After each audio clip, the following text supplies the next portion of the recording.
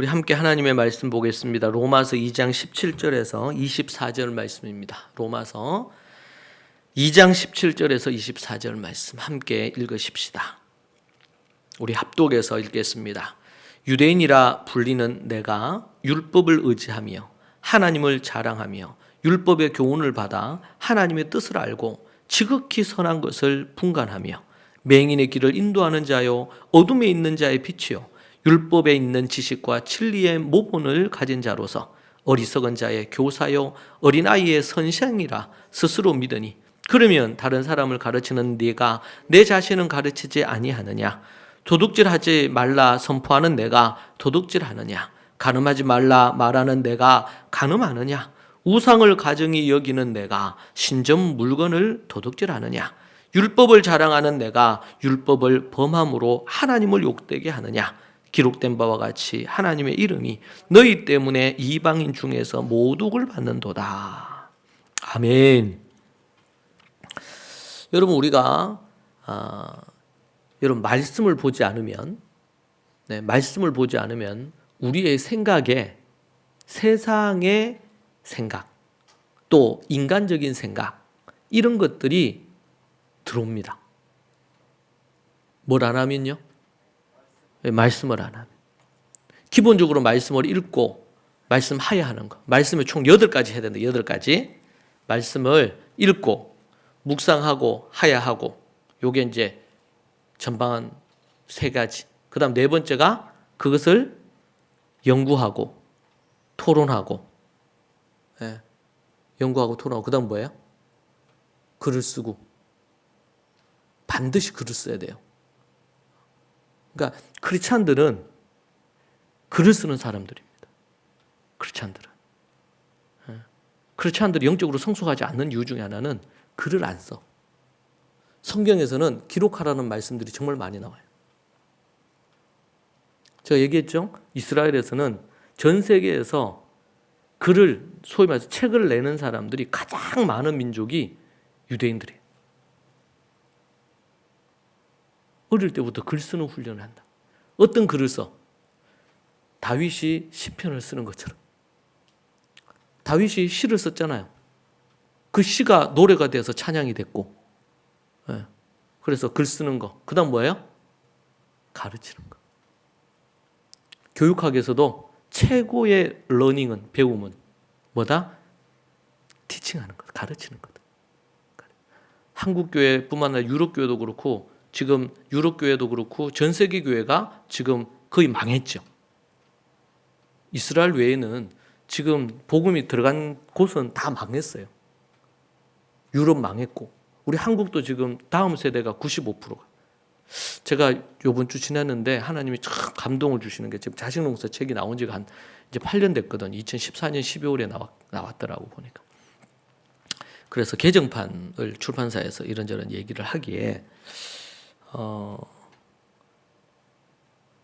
생각을 아직 못했는데 관련된 그걸 쓰면 좋겠다 이 생각이 좀 들긴 했어요. 자식농사 주안에서 내 마음대로 된다라는 책으로 냈는데 지금 제가 1세기 시리즈로 책을 내니까 1세기 교회 다음 세대 교육 뭐 이런 주제로 개정판을 낼까 이 생각도 좀 합니다. 왜냐하면 이스라엘은 지금 기독교 역사가 2000년이에요. 아브라함 이후로 하면 3500년. 예수님 이후로 하면 2000년 기독교 역사가. 기독교 역사를 뿌리로 가면은 예루살렘 이전에 오순절 이전에 언제예요? 아브라함부터 뿌리가 올라가게 더 거슬러 올라가면 노아 때까지도 올라갈 거고. 근데 지금 어디입니까? 이스라엘의 기독교 인구가 최근에 통계를 보면 2%예요. 2%. 이 2%는요. 영국의 크리스찬 인구가 2%입니다. 2-3%. 유대인들이 예수님을 많이 안 믿는다고 하는데 본토 유대인들만 예수 믿는 사람이 2%. 그러면 미국에는요. 미국에는 엄청 많이 믿어요. 유대인들 중에서 예수 믿는 사람들이 많아요. 그러니까 허수도 있겠지만 많이 믿어. 그런데 본토만 본토만 한 7, 800만 중에서 2%가 예수님을 믿어요. 적은 숫자가 아니에요, 이게. 그런데 기하급수적으로 늘고 있단 말이에요. 계속 부흥. 그런데 복음이 꼽혔던 유럽이, 바울이 복음 전하고 제자들이 복음 전했던 유럽이 지금 무너졌죠. 무너졌어. 아시아로 와서 한국, 일본, 중국, 우리보다 먼저 복음을 들었던 일본도 그렇고 이제는 다음 세대들이 교회를 다 떠나고 있어요. 한국 교회는 정말 기하급수적으로 다음 세대가 다 떠나고 이제 남은 데는 뭐 남미, 아프리카 이쪽에 이제 부흥이 일어나고 있는 복음 이제 들어가서 이제 꼽히는 그곳밖에 없는데 제가 예언컨대 거기도 100년이 안 돼서 한국처럼 될 가능성이 높아요. 이게 왜냐하면 뿌리에 해당되는 1세기 교회가 갖고 있던 그 원리들을 안 가졌기 때문에 지금 한국 교회가 지금 다음 세대를 다 잃어버려요. 자식들이 교회를 다 떠났잖아요. 그게 지금 현실이거든. 이게. 그럼 우리가 하나님의 말씀에 충만하지 않으면 뭐에 충만하게 돼 있냐면 세속적인 가치와 자기 생각으로 가득 차게 돼 있어요. 염려, 걱정, 근심, 원망, 불평, 쓴마음, 그리고 옳고 그름에 대한 자기 기준들, 선악과를 엄청 따먹어대. 예. 자기가 선과 악의 기준이에요. 그리고 성경을 갖고 막 판단하고 정죄하고 막 이렇게 합니다. 예? 예수님은 창녀도 판단하지 않으시고 세리도 그 당시에 매국노잖아요.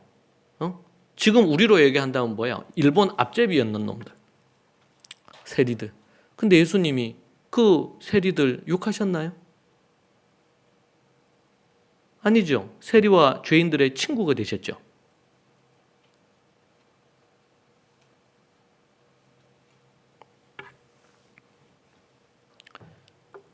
하나님의 생각이 있어야 되는데 하나님의 생각이 아니라 자기 생각, 세상 생각, 합리적인 생각, 합리주의, 뭐 이성주의 이런 어떤 부분으로 다 그걸 갖고 판단하고 정죄하고 평가하고 그렇게 한단 말이에요. 기준이 말씀이어야 되는데 왜? 말씀이 없잖아요. 저는 너무 놀랬던 게 성도들이 1년에 1독도 안 해. 성경을 안 읽어 일단. 두 번째는 묵상을 잘 안 해요. 여러분 하루 10분이면 15분이면 묵상할 수 있는데 묵상을 안 해. 읽지도 않고 묵상도 안 해. 여러분 하루 15분이면 1년에 1독, 1.5독은 하겠더라고. 하루 15분이면. 근데 그거 안 하거든요. 그러니까 이게 안 들어가잖아요. 근데 여러분 읽는 것, 묵상하는 것하고 비교가 안 되는 게 하야하는 거고. 예. 읽는 거에 100배의 효과가 있는 게 이거예요. 하야하는 거. 근데 하야하는 것에 거의 100배 이상의 효과가 있는 게 연구하고 토론하는 거예요. 가르치는 거예요. 어떻게 그 존재가 하나님의 말씀으로 가득 차겠어요? 예수로 오늘 찬양 보니까 예수로 이때 그거 보니까 너무 좋았어요. 은혜가 됐어요. 예수로 우리 안에. 예수로 가득하다는 게 어떻게 해요? 그냥 좀 뭐라 그럴까? 이런 관념적으로 뭔가 이렇게 찬양하는데 좀 뜨거움으로 오는 게 예수님 그걸 얘기하나요? 그러니까 아니에요. 말씀이 육신이 되신 분이 예수님이니까 말씀이 그 안에 자리하고 있으면 그 말씀이 그 안에 살아있는 거예요. 실제로. 그리고 그 다음 뭐 해야 돼요? 기도해야 됩니다. 기도. 말씀으로 그렇게 했던 부분을 갖고요. 기도해야 돼요. 기도해야 어둠의 영이 떠나가요. 기도 안 하면 말씀이 들어올 때 어둠이 떠나가는 부분이 있긴 있어. 그러나 그래서 말씀은 뭐예요? 장작과 같고 기도는 불과 기름과 같다. 이렇게 얘기하지 않습니까? 그래서 말씀과 기도는 분리할 수가 없어요. 여러분 지치고 피곤하고 힘듭니까? 그럼 뭐 해야 될까요? 말씀 볼 힘도 없어요? 그럼 뭐 해야 돼? 기도해야지. 하나님께 그냥 푸념하듯이 기도해도 되고 아니면 할 수 있으면 막 좀 예배당 나와서 앉아가지고 하나님 앞에 강력하게 기도하는 것도 필요해요. 그럴 때 우리의 영혼이 새로워집니다. 내 인생의 문제에 대한 새로운 관점이 보여요. 그런 부분들 자체가. 여러분 말씀과 기도로 승리하시기 바랍니다. 이 부분을 특별히 우리 자녀 세대 같은 경우에는 13살 때까지 19살 때까지 이걸 철저하게 만드는 거예요. 여러분, 아이들이 커가면서 여러분들이 붙어가지고 아이들을 키울 수 있겠습니까? 24시간 못 붙어 있잖아요. 애들 조금만 커보세요. 애들 머리 굵어지고. 그럼 뭘 만들어요? 제발 아이들을 여러분의 손안에 두시려고 제발 하지 마세요. 그들에게 하나님의 말씀으로 본질적인 거, 기본적인 걸 만들어주세요. 그러면 그 아이들이 하나님을 찾아서 인생을 살아가요. 근데 막 꽉 쥐고 있어요. 그러면 안 된다. 하나님 앞에서. 그래서 이제 문제가 발생을 해요. 이게.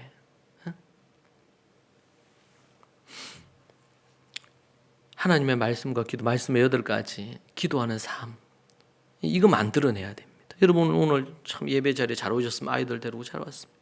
하나님 앞에 같이 기도하고 부모가 기도하는 모습 보여줘야 돼요. 여러분 오늘 우리가 읽은 이 말씀을 우리가 보면요. 여러분 착각은 자유라는 말도 있긴 하지만 이 착각이 이게 진실처럼 진리처럼 자리하게 되면 정말 골치 아파요. 그게 사실인 줄 알거든요. 착각하는 게. 착각은 자유지만 그 착각이 인생을 망하기도 할 수 있어요. 착각하는 거. 오늘 유대인들의 착각을 우리가 여기서 볼 수 있거든요. 유대인들의 착각. 먼저는 여러분 로마서 2장 12절 이하의 앞부분으로 17절을 우리가 붙어봤는데 12절 이하에 보면 이런 말씀이죠. 무릇 율법 없이 범죄한 자는 또한 율법 없이 망하고 무릇 율법이 있고 범죄한 자는 율법으로 말미암아 심판을 받으리라. 여러분 두 종류의 사람이에요. 율법이 없이 죄를 범하는 사람이 있는데 그 사람이 있고 또한 율법 없이 죄를 범하면 망해요. 율법 없이 망하고 율법은 있는데 죄를 범하면 율법을 가지고 망하는 거예요. 여러분 망하는 건 똑같아요. 율법이 있거나 없거나. 중요한 건 여기 포인트가 뭐예요? 율법이 있든 없든 간에 죄를 범하느냐 범하지 않느냐. 바울이 지금 그 얘기를 하죠. 13절에 하나님 앞에서는 율법을 듣는 자가 의인이 아니요 오직 율법을 행하는 자라의 의롭다 하심을 얻으리니. 이런 보세요. 공부 잘하는 학생은 어떤 문장이 나오면 그 문장의 키워드를 딱 뽑아내야 돼요. 핵심 단어라 그러죠. 여러분 12절에서 핵심 단어가 뭘까요? 나중에 우리가 이제 성경을 연구하거나 이렇게 할 때 성경 읽고 그냥 기도하면 그냥 막 은혜가 막 쏟아지는 게 성경 연구가 아니고 아주 과학적인 작업이거든요. 논리적인 거예요. 성경은. 12절에 보니까 뭐가 문제예요? 핵심이 뭐라 그랬어요? 제가 12절에서 죄를 범하느냐 범하지 않느냐의 문제라. 율법이 있느냐 없느냐의 문제가 아니고 율법이 있든 없든 간에 뭐의 문제다? 그 율법을 범하느냐 죄를 짓느냐 짓지 않느냐의 문제다. 그 얘기했죠. 13절에서 그 흐름을 그대로 받아서 13절에서 하나님 앞에서는 율법을 듣는 자가 의인이 아니요 오직 율법을 행하는 자라야 의롭다 하심을 얻는다. 여기에서는 13절에서 포인트 되는 단어가 뭘까요? 뭘까 이게? 행하는 자지. 행하는 자. 행하는 자. 그렇게 말했죠 금방? 안 했나? 속으로 다 얘기했을 거예요. 그죠? 행하는 자, 행하는 자. 자, 행하는 자라는 게 12절에서는 뭐와 지금 맥을 같이 해요? 범죄한 자. 행하는데 죄를 범하는 걸로 할 건지 범하지 않는 걸로 할 건지. 자, 그런데 의롭다 하심을 어떻게 얻어요? 율법을 행하는 자라요. 의롭다함을 얻는다. 14절에 율법이 없는 이방인이 본성으로 율법의 일을 행할 때는 이 사람은 율법이 없어도 자기가 자기에게 율법이 되나니. 자, 율법 없는 사람이 이방인이 율법이 없어요. 율법을 받은 자는 누구예요? 이방인이에요, 유대인이야? 유대인. 유대인이 율법을 받았잖아요. 율법 없는 이방인이 본성으로 하나님이 본성을 주셨어. 하나님의 형상으로 인간을 만들었기 때문에 유대인이든 이방인이든 모든 사람은 다 죄인이에요. 근데 그들 안에 뭐가 있다? 하나님의 형상이 자리하고 있다. 그러니까 하나님의 형상이 그 마음에 있으니까 그 안에 양심이 살아있는 거지. 근데 그 양심이 뭐가 되는 거예요? 법이 되는 거예요. 법이. 율법이 되는 거예요. 왜? 하나님이 그 인간 안에 하나님의 형상을 집어넣고 양심이 작동하도록 만들어놨기 때문에. 그래서 교회 안에 있지만 교회 밖에 있고 예수님을 안 믿어도 양심적인 사람이 있다 없다? 있어 없어요? 있죠. 여러분만 어렵다 생각하지 마. 제가 이제 몇 달 전에 우리 유명한 스님 책을 읽었어요. 서점에 갔는데 그분 책이 뭐 유명하더라고요. 돌아가셨는데. 근데 그 책을 제가 그저 막 앉아 서서 책을 쭉 봤어요. 좋은 글들이 너무 많어. 지혜의 글들이 참 많더라고요. 물론 그 내용 중에서 뭐 구원의 문제라든지 뭐 이런 저런 문제에 있어서는 좀 이렇게 제가 받아들이기 어려운 부분들이 분명히 있는 것은 사실입니다. 그러나 일반 은총 아래서 그분이 산에서 돌을 닦은 거 아니겠어요? 그러면서 지혜를. 그래서 그런 스님들 중에서 그 강연했는데 많은 사람들이 그 스님을 통해서 이렇게 위로를 받고 지혜를 얻는 경우가 있거든요.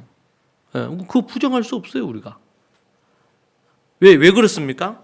오늘 그거 해결할 수 있어요. 오늘 뭐라 그랬어요? 14. 율법 없는 이방인이 본성으로 율법의 일을 행할 때에는 이 사람은 율법이 없어도 자기가 자기에게 율법이 되나니. 자, 이런 이들은 그 양심이 뭐가 돼요? 양심이, 앞에 제가 얘기했어요. 양심이 뭐가 돼? 증거가 돼서 그 생각들이, 양심을 토대로 한 뭐가 나와? 생각들이 있을 거 아니에요, 생각들이. 그 생각들이 서로 혹은 고발하며 혹은 변명하며 그 마음에 새긴 율법의 행위를 나타내는 거예요. 자, 예수님은 믿지 않는 사람이라도 양심이 살아있어요. 그래서 이거는 잘못된 거다. 불의한 거다. 이건 정의롭지 못하다. 이렇게 할 때에 거기에 대해서 각종 생각들이 나오잖아요. 그래서 토론하게 되는 거예요. 세상에서도. 과연 이 일에 대해서 어떻게 하는 것이 올바른 거냐. 양심의 토대에서 나온 얘기를 갖고 생각들이 다양한 그걸로 토론하는 거예요. 예수님을 모르는 세상에서도 그렇게 한단 말이에요. 왜? 원래는 아담 이후로 하나님의 형상으로 지음받은 인간이 하나님을 잘 섬기고 하나님을 믿도록 만들었는데 이들이 타락을 해서 하나님을 떠났어. 대부분. 그리고 다 이런 양들이에요. 이 세상에 70억 가까운 사람들 중에 예수님 믿는 사람들 외에 대부분이 어린 양들이라. 그러나 그들 안에는 양심이 살아있는 사람이 있고 그로 인해서 좋은 생각들, 올바른 생각을 하는 사람들도 있어요. 그러니까 이 사회가 안 망하고 아직 있는 거예요.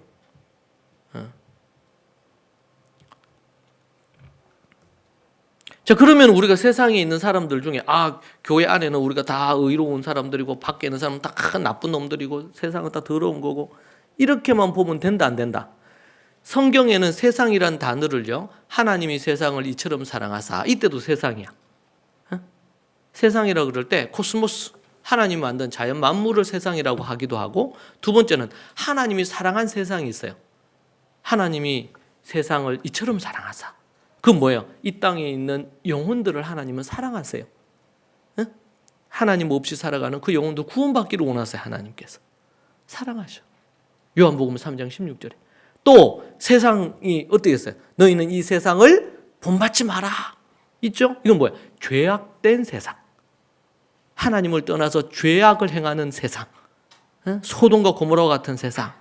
이 세상에는 물들면 안 돼. 그러니까 우리가 세상이라고 그럴 때 특별히 더 많이 있는데 이 세 가지로 정리가 될 수는 있어요. 자, 그러나 이 세상 가운데 코스모스한 세상, 하나님이 사랑한 이 영혼들은 뭐예요?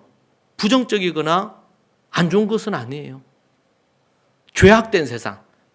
악하고 불의하고 살인하고 간음하고 도둑질하고 막 음란하고 이런 세상은 하나님이 싫어하시지. 그것은 우리가 물리쳐야 되고 거부해야 돼요. 그러나 그 가운데 있는 영혼들은 정말 완전히 사단의 밥이 돼가지고 사단의 종이 돼서 막 죄악을 막 퍼뜨리고 악한 짓을 더 많이 하고 이렇게 하는 경우도 있는가 하면, 그러나 그냥 양심적으로 살고 있는데 때로는 고통과 아픔과 이런 가운데 사는 사람도 있잖아요. 자, 여기서 우리 한 가지 생각할 것은, 여러분, 인간이 하나님의 율법을 완전히 지켜 행하면 의로워질 수 있어요. 그렇죠? 맞습니까? 이제 잘 따라와야 돼요, 여기. 여러분, 우리가 율법을 완벽하게 다 지키면 의로워집니까? 오늘 말씀 보니까 뭐라 그랬어요? 이거 나왔잖아. 오직 율법을 행하는 자라의 의롭다 하심을 얻으리니 그랬죠. 율법을 우리가 완전하게 다 지키면 의로운 자야, 안 자야? 의로운 자예요. 자, 그런데 모든 인간은 죄를 보면서 하나님의 영광을 이루지 못한다 그랬어요. 자, 그러면 하나님의 율법을 다 완벽하게 지킬 수 있는 인간이 있다, 없다? 있어, 없어요? 여러분, 이번 주간에 죄를 지었어요, 안 지었어요? 잘 모르겠어요. 죄 안 지은 것 같아요. 분명히 말하건대 죄를 지었어요. 순간 미워하는 마음이 있었던 사람이 있죠, 분명히. 또 음란한 마음이 조금이라도 0.1%라도 여러분 마음에 음란한 마음이 있었어요, 안 있었어요? 솔직히. 그럼 그거 가늠한 거거든. 미워한 거 살인한 거예요. 혹시 여러분 누구 시기한 사람 있어요? 시기한 사람?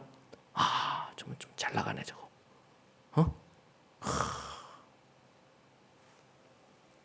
제가 제 책 냈잖아요.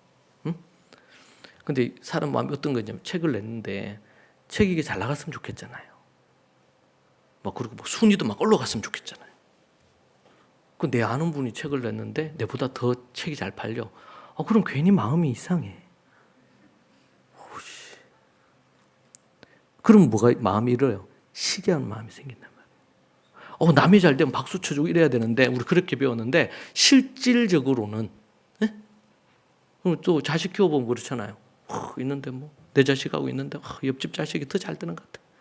근데 괜히 뭔가 마음이 뭔가 이렇게 돌 하나 얹어놓은 것처럼 기분이 안 좋아. 잘 됐으면 좋겠는데.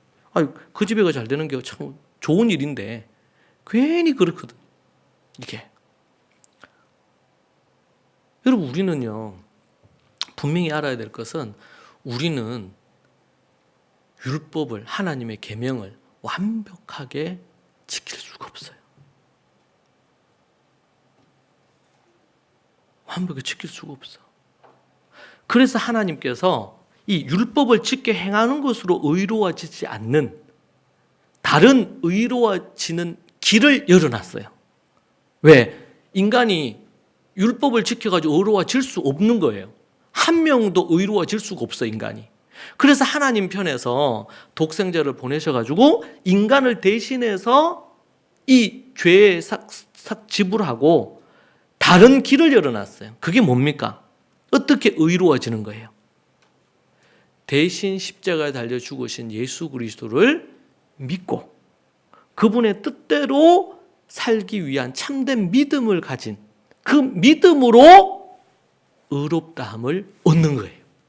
할렐루야. 이게 엄청난 거죠. 원래는 율법을 다 지켜야 돼. 10,000가지 중에서 한 가지라도 범하면 율법을 범한 거예요. 죄인이에요. 천국 못 가요. 그런데 다른 길을 제시해 놓으셨다니까, 하나님께서. 그게 뭐냐면 독생자를 보내셔가지고 인간이 대신, 인간의 모든 죄를 대신 짊어지시고 십자가에 달려 죽으심으로 우리의 죄를 사해 주시는 길을 열어놓으신 거예요.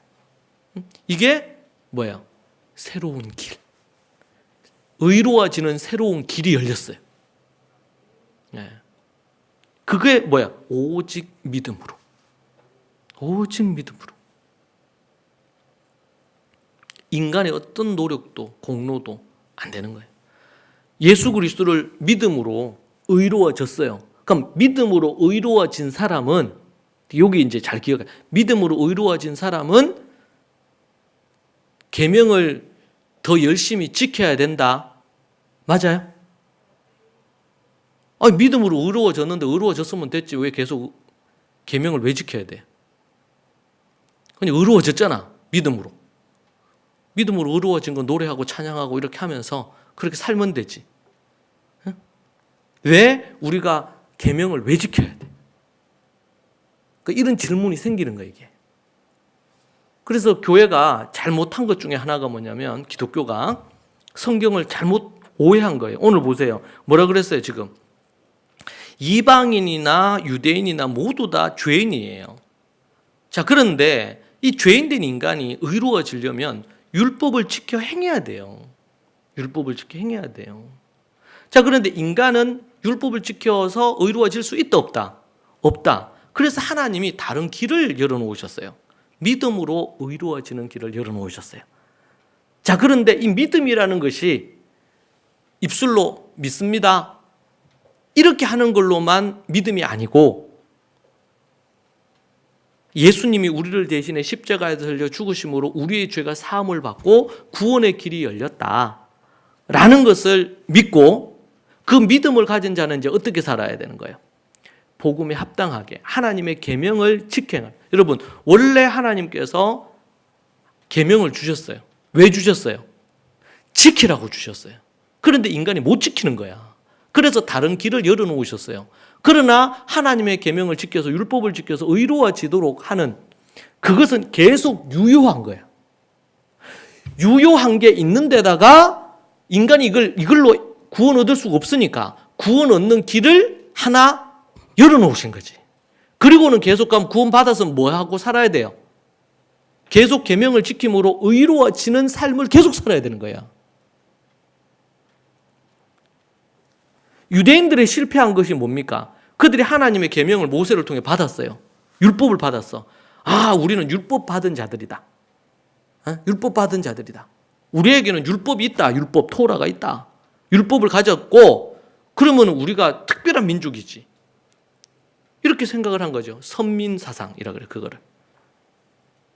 하나님의 선택받은 특별한 민족이야, 우리 유대인들은. 아니, 모세 외에 들은 누군가에게 그거를 줬냐 말이야. 응? 어느 민족에게도 안 줬어. 율법을, 하나님의 법을 안 줬어. 오직 우리에게만 주셨어. 그러니까 우리는 특별해. 그러면서 그들이 한 게 뭐예요? 율법을 듣기만 하고는 안 지켰어. 안 지킨 거예요. 자, 그러니까 지금 얘기하는 거예요. 바울이 뭐라고 얘기해요? 율법이 없는 자들도 율법을 안 지켜서 망하고 율법이 있는 유대인들도 율법을 안 지켜서 망해. 이래나 저래나 망하는 거예요, 같이. 응? 율법이 있거나 없거나. 이방인들은 양심이 율법이 돼서 양심대로 살려고 하는 자들이 있고, 그러면 그들에게는 율법이라는 법을 모세를 통해 받은 법처럼 받지는 않았지만 그들에게 양심의 법으로 율법이 있네, 그들에게. 왜? 그걸 갖고 지켜 행하니까요. 응? 이런 사람들을 뭐라 그랬냐면 예수님께서는 하나님 나라에 가깝다 이렇게 얘기한 거예요.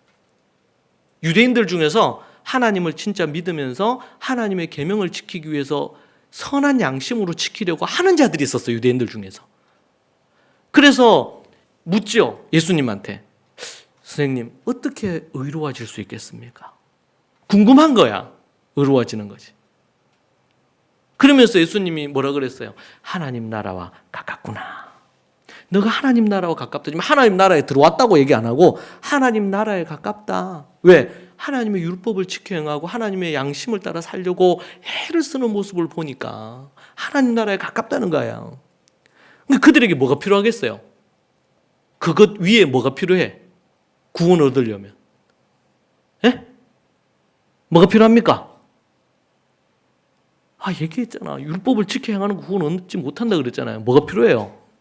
예수 그리스도가 필요하지. 믿음이 필요하지, 믿음이. 예? 그러니까 하나님 나라에 가까운데 예수 그리스도를 믿는 믿음이 그들 안에 들어가면, 그러면은 예수 그리스도를 믿는 믿음이 그 안에 들어가면 율법이 필요 없습니까?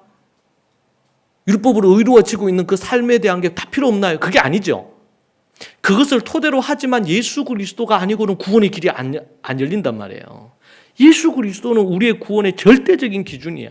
이것 없이 구원을 얻을 수가 없어요. 자, 그러면 이것으로 구원 얻은 자는 그 다음 어떻게 해야 돼? 그 다음은 거기에 주저앉아 있으면 안 되고 하나님이 우리에게 주신 법을 지켜 행하면서 하나님의 친백성 삼으려고 예수님이 오신 거잖아요. 예수님이 오신 목적이 이해됩니까? 더 쉽게 설명이 어렵습니다, 이게. 근데 여러분, 한국교회 대부분 성도들이, 교인들이 이게 정리가 안 돼 있어요. 그래서 예수님 믿으면 구원 얻는다, 이 말을 딱 액면 그대로만 받아서 예수님 믿으면 구원 받는구나, 나는 구원 받았다, 나 자유 얻었고 너 자유, 우리 자유 얻었다, 그러고는 너무 자유하게 살아. 막 하나님의 계명을 지켜 행하는 일에 힘쓰고, 성경에서는 날마다 구원을 이루고 피 흘리기까지 죄와 싸우고 이러라 그러는데 죄와 싸우지도 않고. 여러분 아까 얘기했잖아요. 여러분 회개기도 합니까? 여러분 우리 매일 회개기도 해야 돼요. 왜? 매일 우리 안에 먼지가 들어오거든요. 미움도 들어오고 우리 안에 분노도 일어나고 짜증도 나고 하나님에 대한 신뢰가 아닌 불신도 생기고, 주님 재림하셔서 우리가 주님 앞에서 부활체로 바뀌고 나면 이제 우리가 완전히 자유가 돼요. 근데 그 전까지는 어떻게 해요? 우리가 예수님을 믿고 거듭나고 하나님 앞에 살아가지만, 그러나 여전히 우리 안에서는 이 땅에 아직 공중 권세 잡은 자들에 의해서 내 속사람은 주님을 따르기를 원하지만 내 육신은, 내 겉사람은 여전히 옛 습관이 남아 있어가지고 죄된 것을 쫓고 엄나는 거 쫓고 우리 마음에 안 좋은 걸 자꾸 따르는 거예요. 그러니까 이 땅의 삶은 크리스찬들에게 뭐예요? 전투예요, 전투. 그러니까 전신갑주를 입어야 돼. 전신갑주, 구원 투구부터 해서 복음의 신발 신고 진리 허리띠 띠고 막 의의 흉배 붙이고 칼, 말씀의 검을 딱 갖고 성령의 검으로 이렇게 가야 되는데, 성도들이 이거 전혀 전투하는데 그냥 옷 그냥 하나 걸치고 그냥 전쟁터에 나가는 거 꼴 똑같아요. 그러니까 완전히 사단의 밥이 돼버리지. 이거 왜요? 구원론에 있어서 잘못된 이해를 가지기 때문에 그래요. 긴장감이 없는 거야. 세상에 딱 나가면서 집 문에서 딱 나가는 그 순간부터, 아니 집안에 있을 때부터 영적인 싸움이 있는데 그걸 모르고 방만하게 사는 거죠.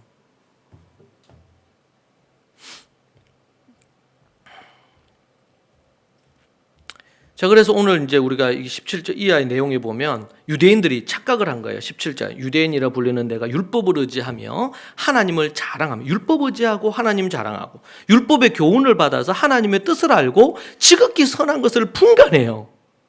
여러분, 예수님이 이 땅에 오셨을 때 그 예수님이 오신 것을 성경적으로 기가 막히게 어느 동네에 예수님이 오실지 이걸 정확하게 맞춘 사람들이 서기관들, 율법학자들, 대제사장, 이런 사람들이 다 알았습니다. 헤롯이 동방박사가 오고 나서 도대체 유대의 왕이 났다는데 도대체 어디에 났냐, 도대체 어느 놈이냐. 그러니까 그때 불렀잖아요. 성경을 주야로 성경만 연구하는 사람들이 와가지고 얘기해 준 거예요. 베들레헴에서 난단 말이에요. 그런데 그렇게 했던 사람들이 예수님을 믿지는 않아. 예수님을 따르지는 않아. 바리새인들, 서기관들, 율법학자들, 지금으로 얘기한다면 목사, 신학자, 선교사, 장로들, 집사들이지. 그럴 수 있다. 여러분, 우리가 착각하고 있을 수 있어요. 우리는 예수님 믿고 교회 나오고, 유대인들의 착각이 뭡니까? 우리는 율법을 가지고 있고 하나님을 자랑하고 그리고 율법의 교훈을 받았고 하나님의 뜻을 우리는 잘 알고 있고 지극히 선한 것을 분별할 줄도 알고, 맹인들을 인도해 주는 가이드고 우리는, 그리고 어둠에 있는 사람들에게 빛을 던져주는 자들이다. 우리 유대인들은. 세상은, 이방은 모두 다 어둠인데 우리는 빛이다. 하나님이 우리 안에 계시니까. 율법이 있는 지식과 진리의 모범을 가진 자로서 어리석은 자의 교사요. 우리는 세상의 교사야. 어린 아이들의 선생과 같은 존재가 유대인이야. 유대인이야. 그게 유대인이라고 표현하는 거예요. 유대인 스스로 그렇게 생각했어요. 유대인 스스로. 그러니까 21절에서 딱 그렇게 얘기하고 나서 유대인들이 스스로를 생각하는 걸 17, 18, 19, 20절에 쫙 나열을 했죠. 그러고 나서 바울이 얘기해. 그러면 다른 사람을 가르치는 선생이라는 네가 네 자신은 가르치지 않느냐? 도둑질하지 말라고 율법을 선포하는 내가 도둑질하느냐? 율법학자들 중에서 도둑질한 놈들이 있거든요. 그 당시에 바울이. 예?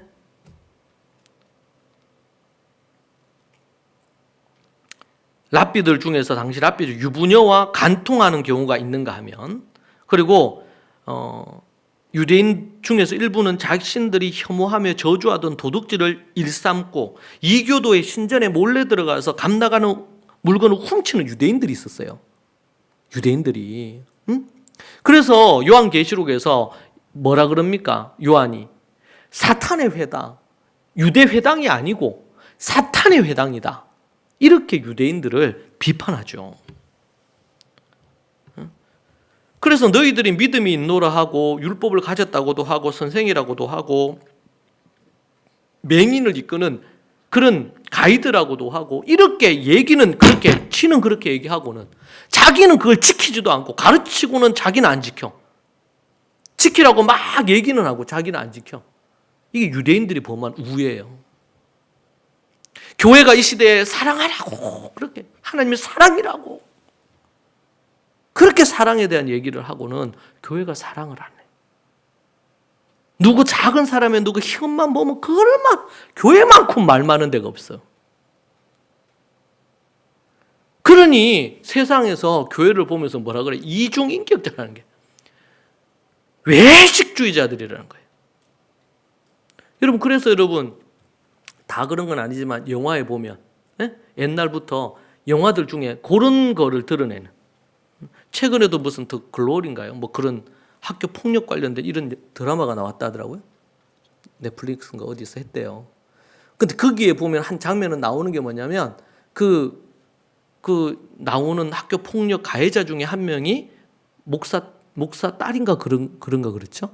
뭐 그런가 봐요. 그런데 이제 그 교회를 배경으로 하는 막 그런 이런 대사도 있더라고. 교회가 이중적이라는 거예요. 교회가 겉과 속이 다르다는 거예요. 딱 똑같은 말. 유대인들이 지금 지는 가르쳐 놓고 지는 안 행하면서 사람들에게 막 강요하는 거예요. 바리새인들이 한 짓이 뭡니까? 자신들은 사람들 앞에서 율법을 다 지키는 것처럼 해놓고는, 그렇게 예수님이 회칠한 무덤이라는, 겉은 막 너무 번쩍번쩍하게 해놓고는 속은 막 썩어 들어가고 더러운 것들이라.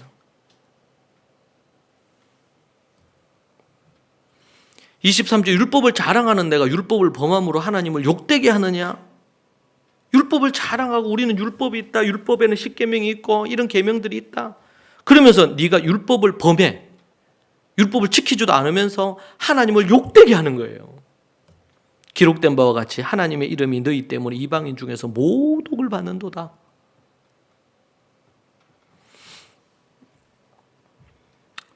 유대인들이 있는 가장 큰 거는 착각하는 거예요. 자기는 아브라함의 자손이고 율법을 가졌기 때문에 우리는 심판을 받지 아니하고 하나님의 보호 그늘 아래 있다. 여러분, 우리는 예수님을 믿고 교회에 나왔기 때문에 교회는 방주와 같다, 하나님이 우리를 지켜주실 거다, 이러면서 크리스찬들도 착각하는 거예요.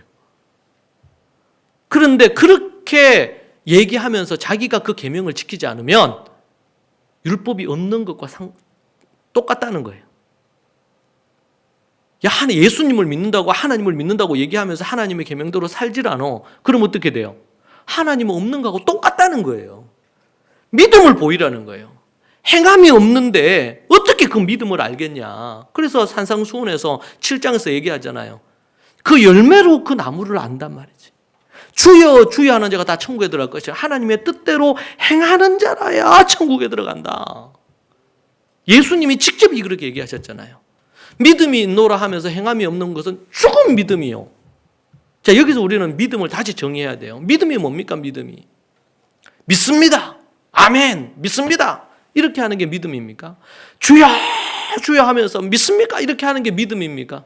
입술로 탁 믿습니다 고백하면 믿음입니까 이게?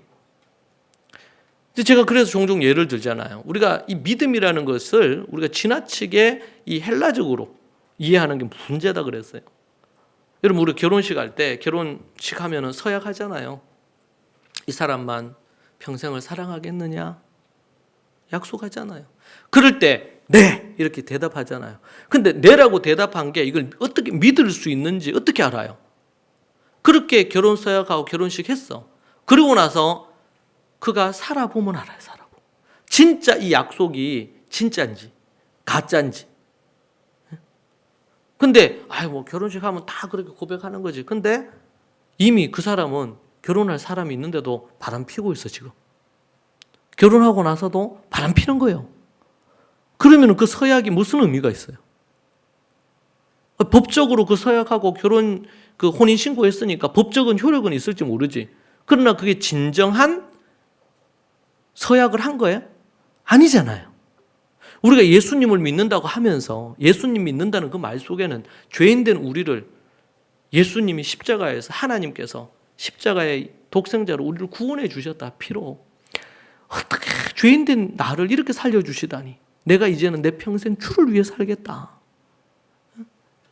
내 이 몸 마음과 뜻과 힘을 다해서 내가 예수님을 위해 살고 영원한 저 천국을 소망하면서 이 땅의 것에 소망 두지 않고 내가 살겠다. 이게 예수님 믿는 거고 거듭나는 거고, 그래서 예수님 따르면서 뒤돌아보지 않는 거잖아요. 세상을 뒤돌아보지 않는 거잖아요. 주님만 바라보고 가는 거잖아요. 이게 믿음이잖아요. 이게 믿음.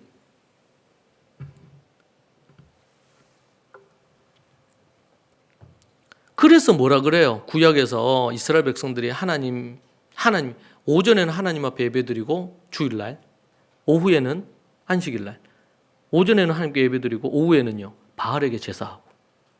그건 뭐라 그랬어요? 가늠한 거란 말이에요. 바람 핀 거예요. 영적으로 바람 핀 거예요. 그건 뭐예요? 타락한 거예요. 아무리 아브라함의 자손이고 율법을 가지고 이렇게 율법을 지킨다고 아무리 설쳐대도 구원 얻을 수가 없어요. 그런 믿음으로는. 여러분, 우리는 오직 예수 그리스도의 십자가에 달리신 그분을 믿는 믿음으로만 구원을 얻어요. 다른 걸로 예수님이 행함이 없는 믿음은 죽은 거다 그러고 주여 주여 하는 자가 다 천국에 들어가 하나님 뜻대로 행하는 자가 천국에 들어간다고 했다고 해서 그 말이 어떤 행위의 강조점을 두고 있는 게 아니에요. 1차적으로는. 진짜 나를 믿으면 네가 진짜 나를 믿는다는 증거를 모습을 보여란 말이에요. 결혼을 해서 남편과 아내가 서로 사랑해서 결혼식을 하고 부부가 됐으면 그러면 아내를 사랑하는 모습을 보여야 될 거 아니에요. 아내는 남편을 사랑하는 모습을 보여야 되고 입술로만 사랑한다고 고백하고 그 외에는 아무것도 안 하고 이러면 그건 거짓말이잖아. 예수님을 믿는 것도 똑같지요. 통합이에요. 통합. 입술로만 믿는다고 믿는 게 아니에요. 진짜 믿어야 돼요. 진짜. 똑같잖아. 우리 어머니하고 얘기할 때 애가 막 엄마 사랑해요. 엄마 보고 싶어 뽀뽀하고 말해. 엄마 사랑해. 근데 엄마 말은 죽어도 안 들어 인간이. 막 때려 죽여도 말 안 들어. 지 고집대로 해. 막 부모 대들어. 그러면서 어머니 사랑해요. 사랑한다는 그 말 안 하고 말 들었으면 좋겠지.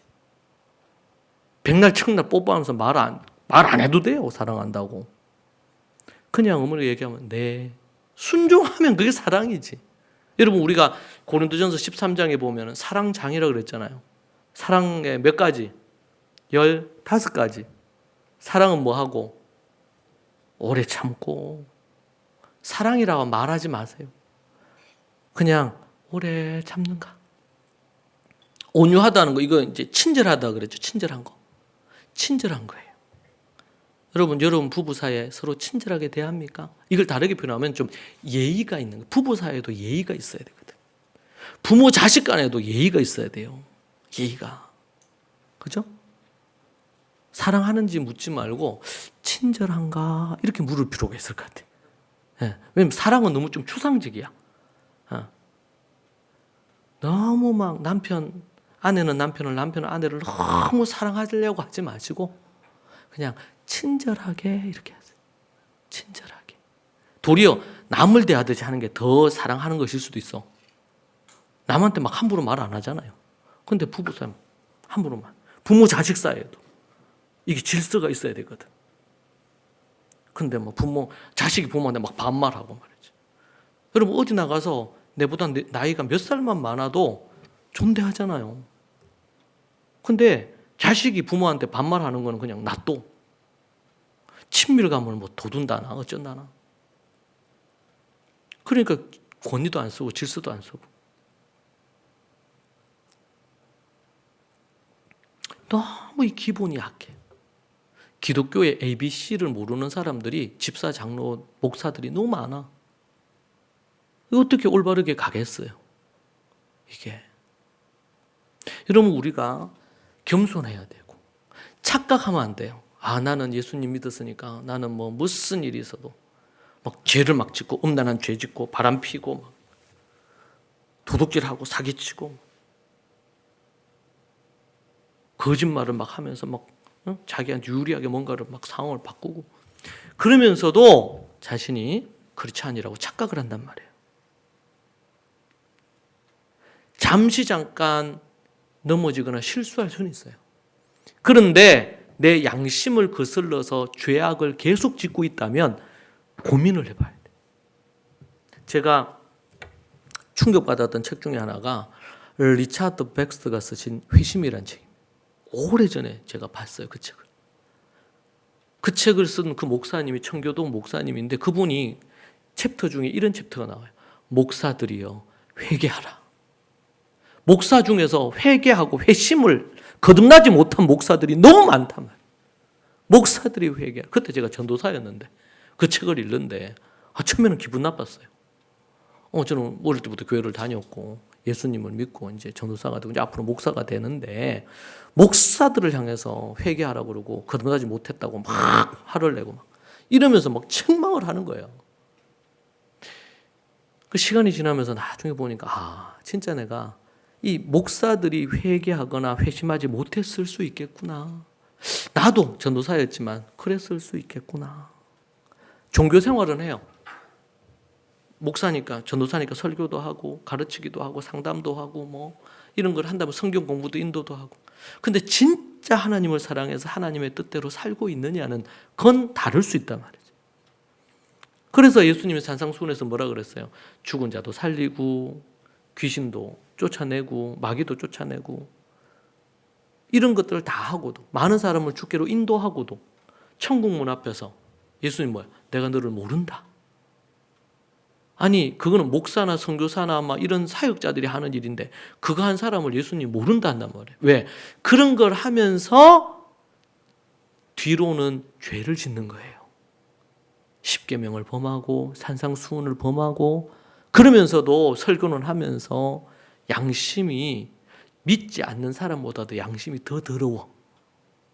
그러면서 회개를 안 해. 주님만 아시겠죠.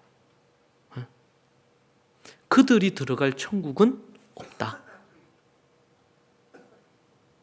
마음과 뜻과 힘을 다해서 하나님을 사랑하는 자들이 천국 가는 거예요. 너무 사랑해서 그분 말씀대로 순종하려고 하는 자가 천국 가는 거예요. 율법을 완전하게 지켜서 천국 가는 게 아니고 하나님 예수 그리스도를 믿고 그분을 너무 사랑해서 그 말씀대로 살기 위해 몸부림치는 그들을 상한 심지를 끄지 않으시는 분이 우리 하나님이신 줄 믿습니다. 혹 우리들이 착각하고 있으면 안 돼요. 나 예수님 믿으니까 모태신앙이니까 어릴 때부터 교회 다니니까 말씀 하야도 많이 하고 성경 연구도 많이 하고 뭐 이제는 뭐 라마드로 가르치는 것도 이제 훈련해서 잘 가르치고 잘한다. 그런데 그 마음이 겸손하지 않고 사랑이 없고 순종함이 없고 경청하지 않고 하나님의 계명을 귀하게 여기면서 마음과 뜻과 힘을 다해서 사랑하지 않아. 그러면은 아무 소용이 없는 거예요. 성경을 몽땅 다 외운들 그게 무슨 의미가 있어요? 그래서 뭐라 그랬어 앞에서? 율법의 말씀을 듣는 자가 의로운 자가 아니고 그 말씀을 행하는 자가 의로운 자라. 아멘입니까? 어릴 때부터 저도 주일학교 다니면서 하나님은 사랑의 하나님, 사랑의 하나님, 날 사랑하시네, 그렇게 노래 부르고 했단 말이에요, 찬양 부르고. 그런데 하나님은 무서운 하나님이다. 이걸 가르쳤어야 되는데 이거 안 가르친 거예요. 그래서 안 무서워해. 죄를 지으면서도 안 무서워해. 다른 애들한테 욕하면서도 안 무서워해. 부모에게 순종 안 하면서도 두려워하지 않아. 부모에게 순종하지 않는 자 하나님께서 돌로 쳐서 죽이라 그랬거든요. 신약으로 와서는 에베소서에서는요. 내 부모를 공경하라 말이에요.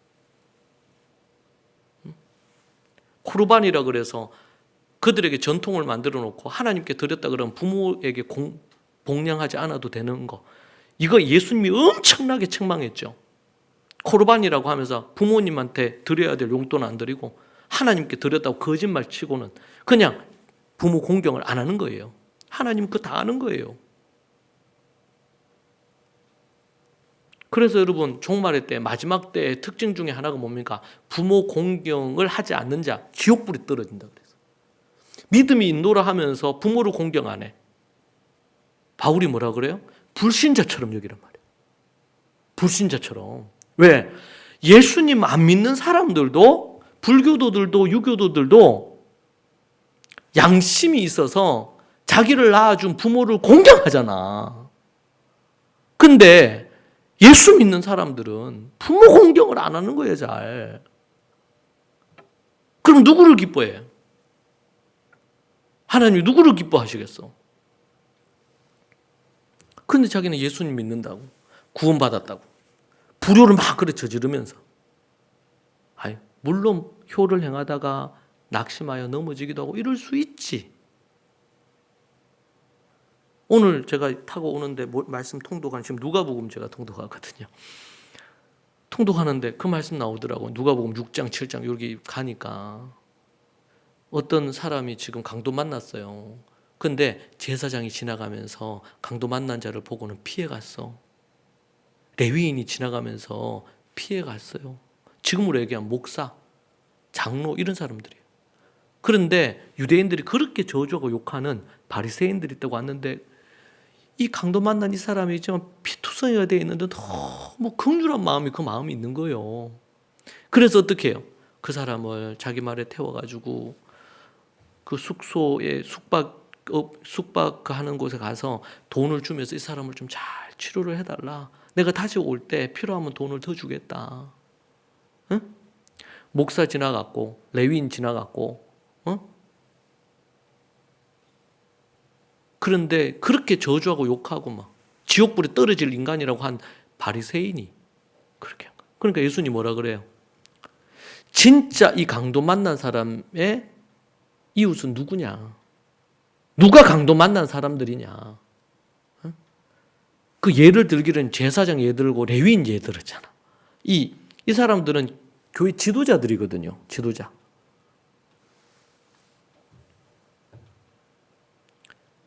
겉으로 예수님 믿고 내가 목사네, 내가 장로네, 집사네, 나는 뭐 모태 신앙이네, 나는 하나님을 잘 믿네.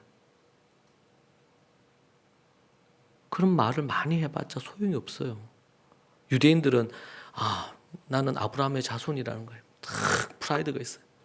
우리는 모세를 통해 하나님의 율법을 가지고 있고 모세 오경을 10계명부터 해서 모세 오경을 달달달달달 외워. 야, 우리 대단하지 않냐 말이에요. 그러니까 예수님 뭐라 그랬어요? 그게 불필요한 게 아니에요. 이것도 취해야 된다고 얘기했어요, 예수님. 그런데 너희 안에 뭐가 없어? 강도 만난 사람들을 치료하고 긍휼을 베풀 그 일말의 양심도 살아있지 않는 양심이 죽은 제사장과 레위인이 무슨 의미가 있냐 말이에요. 예수님이 얘기하죠. 물러가란 말이에요. 너희들이 들어갈 천국은 없다. 그럼 우리가 믿음 생활하고 기독교인이고 교회고 기독교라고 한다고 할 때에 그것은 하나님을 사랑하며 믿음을 갖고 그분의 계명을 지켜 선을 행하는 삶이지. 삶이지. 그래서 제가 여러분에게 얘기합니다. 여러분 하루 일친절 하자 그랬죠? 그게 여러분 사랑하는 거예요. 사랑하는 거예요. 여러분 나이 어른이 어디 들어가는데 문 열기가 어려워. 문을 좀 열어주세요. 그 친절 하나를 베푸세요. 그게 사랑인 거야. 그리스도의 사랑을 그렇게 할 수 있어요. 어디 움직이는데 여러분 버스 타러 움직입니까? 거기 기사님 계세요. 내리실 때 따뜻한 말 한마디 해주세요. 얼마나 좋아. 어디 마트나 이런 데 가서 물건 삽니까? 그럼 여러분들이 먼저 인사하시고. 인생은 요즘 장사하는 게 얼마나 힘들어. 힘들죠. 어렵죠. 저는 제가 택시 타고 가다 보면 오늘도 어디 문중에는 택시를 타게 됐어요. 그 제가 웬만하면 가까운 거리는 제가 택시 어디 줄 서 있는 택시는 일부러 안 타요. 예, 그분들 좀 멀리 가는 손님 태워야지 돈이 되잖아. 그리고 제가 어쩔 수 없이 내가 타야 돼. 그러면은 한 1, 2천 원 더 얹어 드려요. 뭐 기본 요금나 4천 원 나온다. 그럼 한 6천 원 드려요. 아니 내가 우유 하나 안 먹지 뭐. 그러면 그 꼴랑 1,000원, 2,000원인데 운전하시면 기분 좋잖아. 기분 안 좋을 것 같아요? 나 좋을 것 같은데. 여러분 작은 친절 하나가 나 예수님 믿습니다. 예수님 믿으세요. 그것도 필요한데 자, 예수님 믿으세요. 이렇게 하면 택시 타고 해가지고 막 골목골목 해가지고 저 구석까지 들어가서 나올 때 힘들게 운전하시는 그렇게 하면서 예수 믿으라고 얘기를 해보세요. 기분 좋겠나? 사람이 그냥 막 돈 한 2, 3천 원 이렇게 얹어주면 막 기분 좋거든요. 응?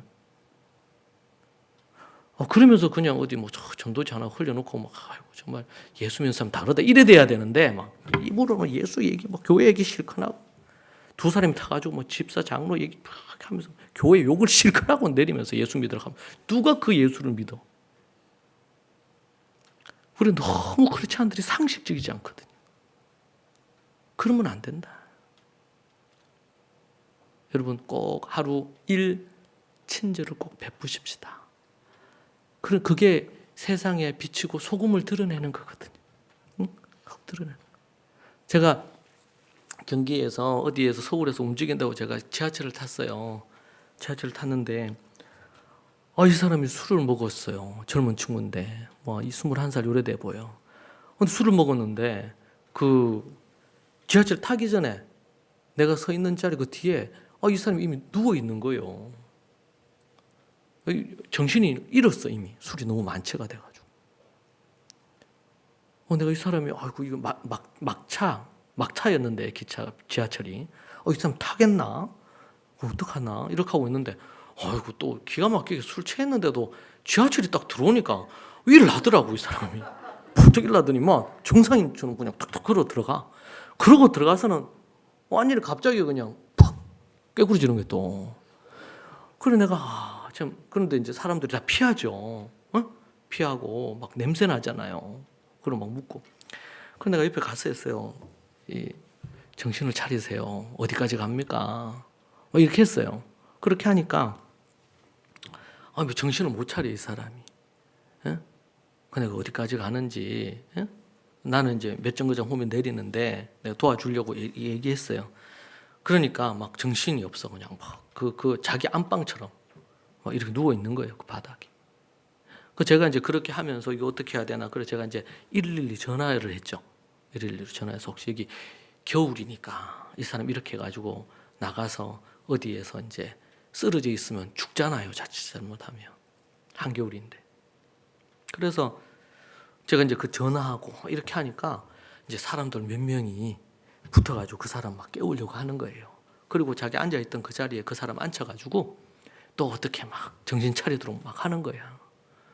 제가 전화해서 112 전화하니까 이렇게 이제 통화가 됐어요. 지금 여기 이 사람이 있는데 이 사람이 이 지하철 탔는데 어디에서 내릴 것 같긴 한데 가다가 집까지 못 가고 자칫 잘못하면 동사할 수도 있다고. 그러면서 제가 이제 신고를 했죠. 그러니까 이제 그쪽에서 바로 지하철 이쪽으로 연락을 해가지고 거기에 이제 하고 그 앰뷸런스를 부른 거예요. 참 우리나라가 참 그런 게 잘 돼 있어.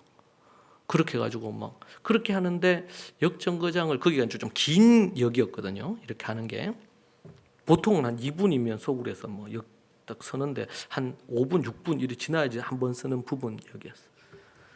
근데 두 번째 정도 그거 했을 때 제가 그 세 번째 내리는데 두 번째 정도 했을 때 아예 기차 자체를 세워버리고 그 119 대원들이 와서 이 사람은 그거 할 수 있도록 하더라고. 그 사람은 또 이렇게 뭐 하면서 좀 올린 거예요. 그러니까 이제 지금 상황이 지금 여의치 않아. 그런데 제가 그냥 그렇게 해서 전화하고 이 사람 깨우려고 이렇게 했는데 그걸 보고 있던 사람들이 몇 명이 또 같이 해서 그래 한 6, 7명이 이 사람을 이제 앰뷸런스 그 하는 데까지 해가지고 119 하는 그 대원들한테 인계하는 부분들을 하고 잠시 지하철은 정차해서 한 5분 정도 있었던 것 같아요. 그리고는 이제 그렇게 했어요. 제가 그렇게 하면서 여러분 한 사람이 누군가가 이렇게 하면요, 사람들은 다 마음은 있는데 선뜻 이렇게 뭔가 하기가 쉽지 않거든. 근데 누군가가 그렇게 하면은 또 같이 이렇게 손을 보태요. 함께 할 수 있어요. 네? 여러분 우리가 그리스도를 드러낸다 그럴 때에 다른 여러 가지도 있죠. 뭐 불의한 거 해가지고 집단적으로 모여서 뭐 데모도 할 수도 있고 뭐 할 수 있어. 그런데 정말 더 이 시대에 정말 필요한 것은 크리스찬들이 정말 선한 모습으로 서려고 작은 친절 하나하나 베푸는 거. 그런 거 하나하나가 모여가지고 하나님께 영광이 된다니까요. 마태복음 5장에서도 어떻게 해요? 세상의 소금과 빛이 되라. 그 세상의 소금과 빛이 뭡니까? 착한 행실이에요. 여러분이 믿음이 있다면 착한 행실을 보이세요. 이것이 믿음을 확증짓는 열매에 속하는 거니까. 물론 인생이 어렵고 힘든 거를 만났을 때 지혜가 필요해요. 그냥 다 착하게 막 이렇게 다 속아주라 이 말이 아니에요. 착하다는 게. 막 속이려고 하는 사람들 사기 막 입으로 당해주고 난 착하게, 그건 어리석은 거지. 멍청한 거고. 그러면 안 된다. 지혜롭게 해야 된다. 그러나 우리가 주도적으로 선한 이런 일을 행하는 것은 매우 중요하다. 우리가 정말 그리스도를 드러내는, 유대인들이 범한 우를 이렇게 범하지 않고 착각하지 않고 우리가 그리스도인다운 그런 모습으로 그 믿음이 열매로 나타나는 인생들이 되시기를 바랍니다. 기도하십시다. 오늘 이 말씀 붙들고 같이 우리 기도하죠. 하나님 앞에 기도하십시다. 우리는 어떤가? 우리는 예수님 믿고 천국 가고 하나님의 자녀 됐다고 착각하고 있지 않는가? 유대인들처럼 착각하고 있지 않는가? 하나님의 뜻대로 순종하며 사는 인생 되기를 갈망하면서 이 시간 우리 같이 기도하고, 여러분도 기도의 제목으로 기도하고, 앞에서도 얘기한 것처럼 우리 이선희, 우리 대구교회 이선희 우리 자매 어머님이 암으로 오늘 수술을 했는데 생각보다 전이가 돼서 참 안타깝습니다. 여러분 기도해 주시고, 그래서 그 주변도 수술을 해서 이렇게 하셨다 그래요. 앞으로 이제 항암 치료하면서 더 한다는데 여러분 같이 기도해 주시고, 그 마음이 참 어려울 건데 제가 알기로 믿음이 그 부모님이 아직 없는 줄 압니다. 다른 육신의 질병도 중요한데 회복되기를 기도해 주시고, 또 하나님을 믿고 구원 얻을 수 있도록 기도해 주시고, 또 가족들이 잘 어머님을 섬길 수 있도록 기도해 주시기 바랍니다. 우리 모성희 성도, 또 우리 유정호 성도님 어머니, 그리고 또 모성희 성도 어머니, 또 이런저런 육체 어려움으로, 질병으로 또 어려움이 있습니다. 결과가 나왔는데 좀 안 좋다고 합니다. 여러분 믿음이 떨어지지 않고 하나님을 의지하여 기도함으로 그렇게 또 부모님 잘 섬길 수 있도록 기도해 주시고, 회복을 위해서도 기도해 주십시오. 이 시간 우리 함께 하나님 앞에 오늘 들은 말씀 갖고 기도하고, 또 여러분 기도의 제목으로 기도하고 중보기도 하시면 좋겠습니다. 함께 우리 같이 기도하겠습니다. 주님 크게 한번 외치고 기도하겠습니다. 기도하십시다. 주여, 하나님 아버지, 주님 붙들어 주시고 인도하여 주옵소서.